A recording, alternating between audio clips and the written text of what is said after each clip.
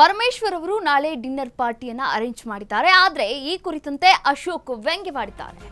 DKShi dinner party ಕೊಟ್ಟ ದಿನವೇ ಈ ಸರ್ಕಾರ ಅಂತ್ಯವಾಗುತ್ತೆ.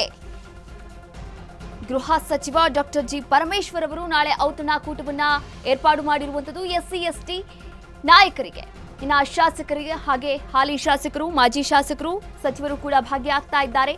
ಆದರೆ ಈ ಕುರಿತಂತೆ ಅಶೋಕ್ ವ್ಯಂಗ್ಯವನ್ನ ಆಡಿರುವಂತದ್ದು. ಈಗ ಸಚಿವ ಪರಮೇಶ್ವರ್ ಡಿನ್ನರ್ ಪಾರ್ಟಿ ಕೊಡ್ತಾ ಇದ್ದಾರೆ, ಕೊಡ್ಲಿ, ಆದ್ರೆ ಇದು ಮುಖ್ಯಮಂತ್ರಿ ಸಿದ್ದರಾಮಯ್ಯ ಅವರಿಗೆ ಬೀಳ್ಕೊಡುಗೆಯ ಪಾರ್ಟಿ ಆಗದಿರಲಿ.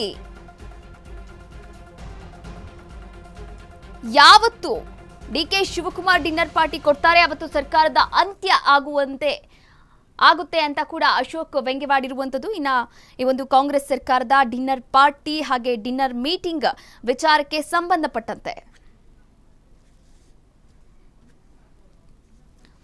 ಇನ್ನು ಪರಮೇಶ್ವರ್ ಅವರು ಔತಣಕೂಟವನ್ನ ಕೂಡ ಏರ್ಪಾಡು ಮಾಡಿರುವಂಥದ್ದು. ಆದರೆ ಈ ಒಂದು ಪರಮೇಶ್ವರ್ ಅವರ ಔತಣಕೂಟಕ್ಕೆ ಸಂಬಂಧಪಟ್ಟಂತೆ ಅಶೋಕ್ ಅವರು ವಿರೋಧ ಪಕ್ಷದ ನಾಯಕರಾಗಿ ಕೆಲಸವನ್ನ ನಿರ್ವಹಿಸ್ತಾ ಇರುವಂತಹ ಅಶೋಕ್ ಅವರು ಇಲ್ಲಿ ಹೇಳಿಕೆಯನ್ನ ನೀಡಿರುವಂಥದ್ದು.